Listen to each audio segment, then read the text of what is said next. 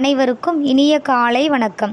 இன்றைய நாள் ஜூலை 15 கல்வி வளர்ச்சி நாளாக ஒவ்வொரு ஆண்டும் கொண்டாடி வருகிறோம்.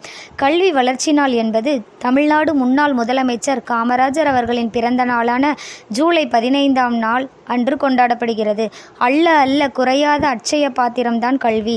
அறிவு எனும் பெட்டகத்தை திறக்க உதவும் ஒரே சாவி. அறியாமையை அகற்றி அறிவை காட்டும் அற்புத விளக்கு. ஏடுகள் பல புரட்டியதால் வாழ்க்கையில் ஏற்றம் தந்திடுமே கல்வி. கல்வி கற்பது தவம், அதை கற்பிப்பது வரம். யார் கைவிட்டாலும் கற்ற கல்வி உன்னை கைவிடாது. அப்படிப்பட்ட கல்வியை ஏழை குழந்தைகளுக்கும் கொண்டு சேர்க்கவும், கல்வி அறிவின்மையை குறைக்கவும், அனைவருக்கும் கல்வி கிடைக்க செய்யவும் காமராஜர் செய்த பங்களிப்புகளை நினைவு கூறும் வகையில் இந்த நாள் கொண்டாடப்படுகிறது. இத்தினம் 2006ஆம் ஆண்டு முதல் கல்வி வளர்ச்சி நாளாக கொண்டாடப்பட்டு வருகிறது.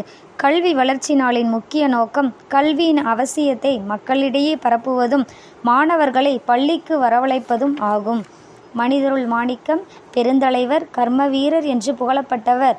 கடுமையான உழைப்பே மக்களை வறுமையிலிருந்து மீட்கும். சமதர்ம சமுதாயம் வளர வன்முறை தேவையில்லை, கல்வியும் உழைப்பும் போதுமானது என்றார் காமராஜர்.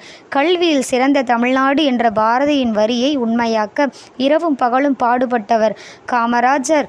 வெறும் வாய்ச்சொல் வீரர் அல்ல, வகுப்புகள் 6 கற்றார். தான் கற்கா கல்வியை மக்கள் கற்றிட வேண்டுமென்று ஊரெங்கும் கல்வி சாலையில்லா ஊர்களுக்கும் மதிய உணவு எனும் கொடையோடு பாடம் புகட்டிய வள்ளல் காமராஜர்.